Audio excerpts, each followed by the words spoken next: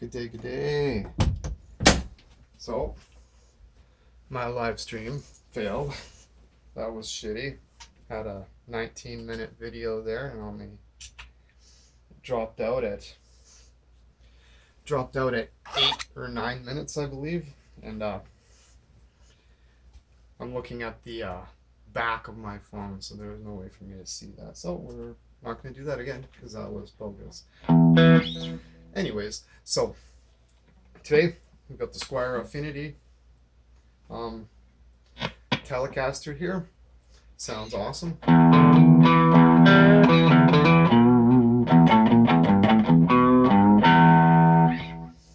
Also, my phone will record in hi-fi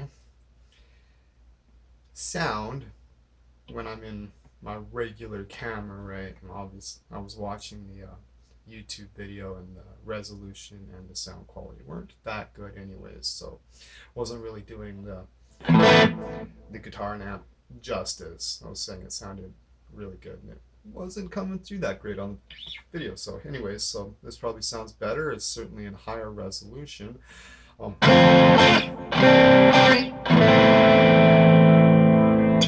the Blackstar Fly, the satellite speaker, and the Joyo vintage Overdrive. Once again. Anyways, okay, so here's the thing that I like best about the Blackstar Fly here is that it has a delay. I mean, I'll crank it up.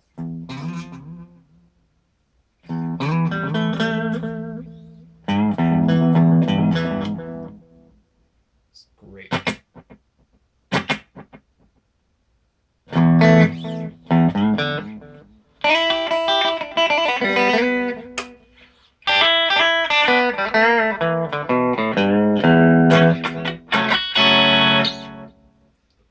Telecaster through.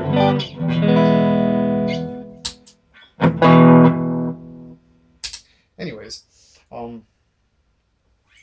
starting off, kind of what to look for in a cheap guitar. I live in Calgary, Alberta, so there's a few guitar shops in the city. So I'm fortunate. There's 2 Long McQuaid's and 3 Guitar Works. Anyways, I looked on their websites and you can see which guitars are actually in stock at each shop. And the Guitar Works down on McLeod Trail had 6 of these, so I went down there because I wanted to have a bunch to choose from, and not. I suppose I could have went around to all the stores, but anyways. First thing I look for when I pick up guitar is dead frets. You just go.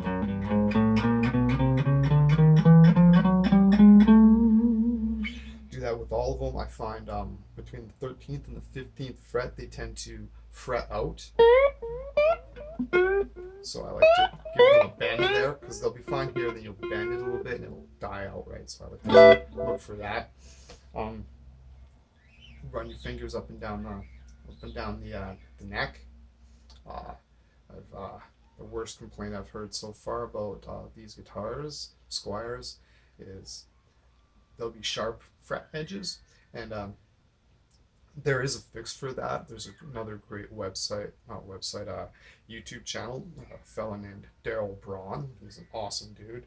He posted a video a couple weeks ago, maybe a month or so ago, about how to smooth the fret edges out on guitars. He used a drywall, painter's sponge, to just kind of smooth it out. It's a really great video. Don't just grab a sponge and do it. I recommend you watch his videos on the ins and outs and how careful you need to be doing it. But it's a pretty easy fix. So if the guitar you find doesn't have any bad frets and it sounds really good and etc., you might want to get that one anyways, but be prepared to smooth that out a little bit. Or if you luck out like I did and find one that is absolutely amazing and smooth, you can barely feel on this guitar. It's I'm actually really surprised, because I was totally prepared to have to do the old sand out trick there to smooth it off and whatnot. But you know, the frets are nice and smooth. They just feel great. The only gripe about this guitar, honestly, is the switch here. This feels awful, right? If you just, it's fine, right? But you just got to be careful. You don't want to be like jamming out like Zach Wild and just give it the old whack, right? Because you will break this. This feels toy level. It is absolutely horrendous. Aside from that, you know, it is made from real wood. This is made from alder. It's absolutely gorgeous. You know, I remember a lot of, I believe, it might be, I don't know, some old Squires on like pressboard and shit, right? But these are awesome. Anyways, so yeah, this guitar was $272 Canadian after tax. This Joyo Vintage Overdrive was $40 off Amazon, and the Blackstar Fly here. I'm not treating my jack very nice here at the moment. This chord's shit. The Blackstar Fly was $140, which is pretty pricey for a small amp like this. You look at this amp and you're like, $140, but damn. Like, I'll set the distortion on halfway.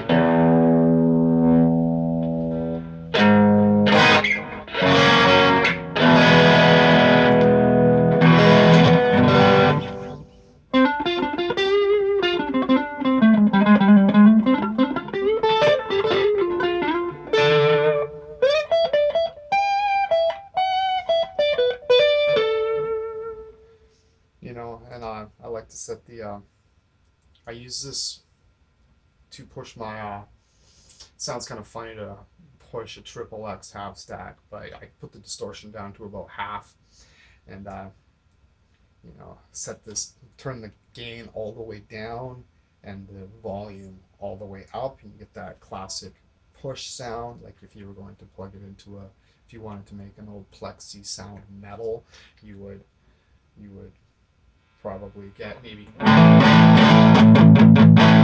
much distortion out of it. Give or take. I will punch it a little bit. I think that sounds great. I'm gonna crank the volume up here because that's how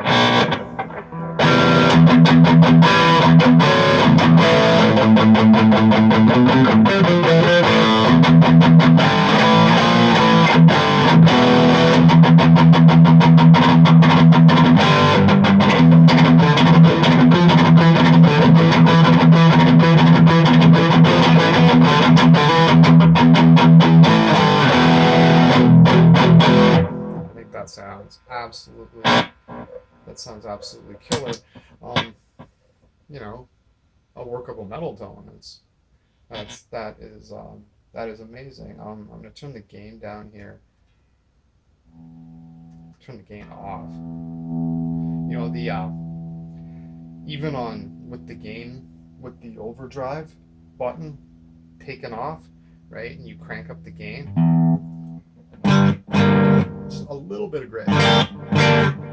The tone control is kind of weird. It's not actually a tone control. With it all the way to the left here, it's a British sound, and it blends all the way to the right, which is a American tone, right? So it's beefier, right? I think the British sound is a match made in heaven for this guitar. Oh, no,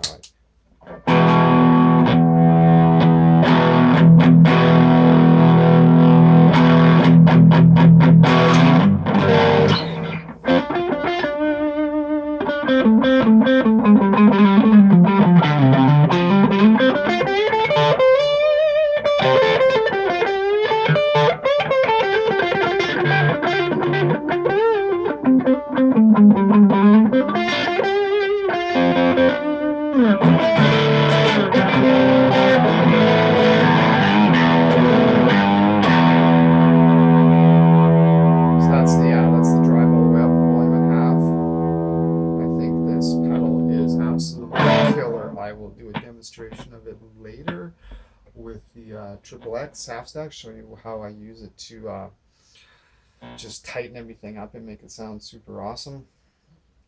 But I like this. I like this setup here where you put the overdrive on, gain it half, a little bit of delay.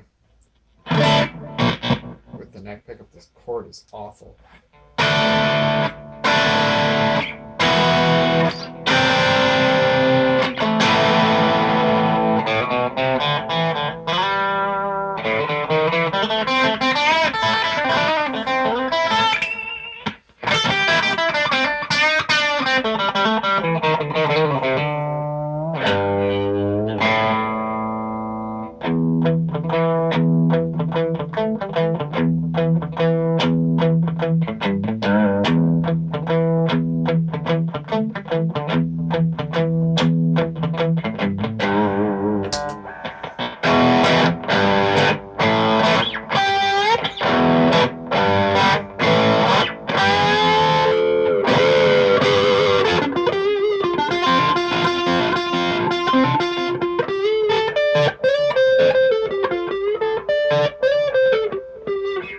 So, a little bit rambly.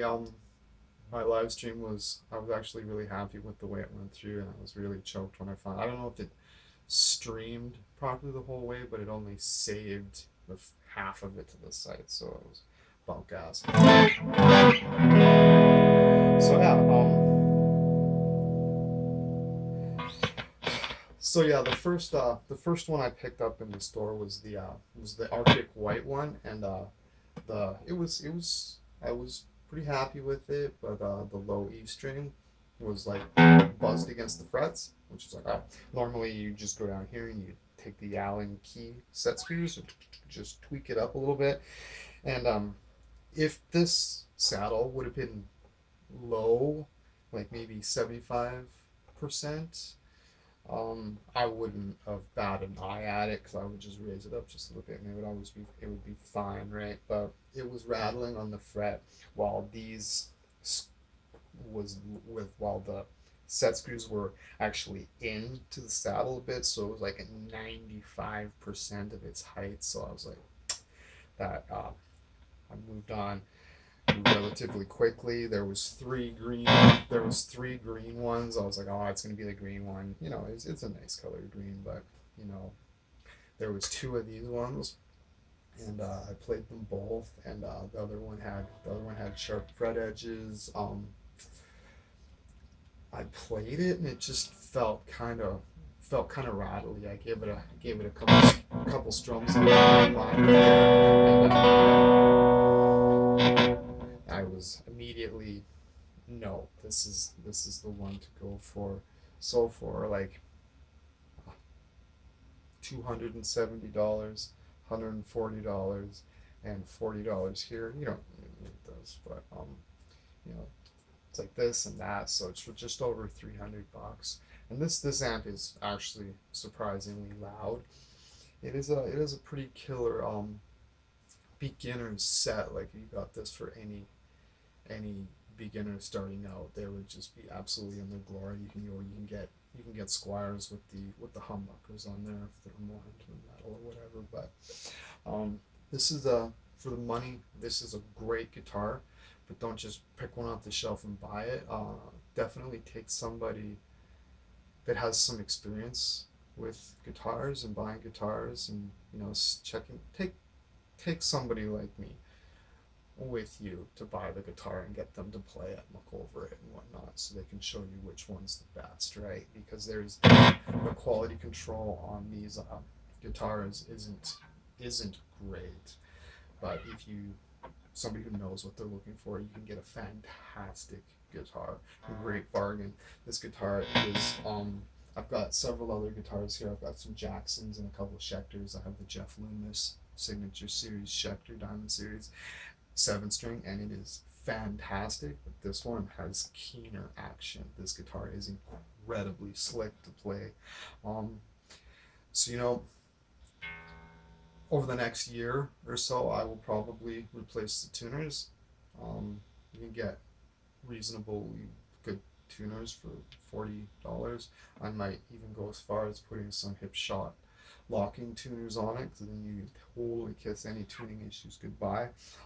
Amazon sells some Fender brand vintage reissue Telecaster pickups for, I think there was $72 for the pair, which is crazy. I thought that was just astonishing good price. The switch is definitely the Achilles heel of this guitar. This feels like it will, like you, if you tried to gig with this guitar, I don't think it would last very long, just because that's not what these guitars are for. But this switch here is absolutely awful, but you can buy new tone control things here for $25-$30, and they would be infinitely better than this.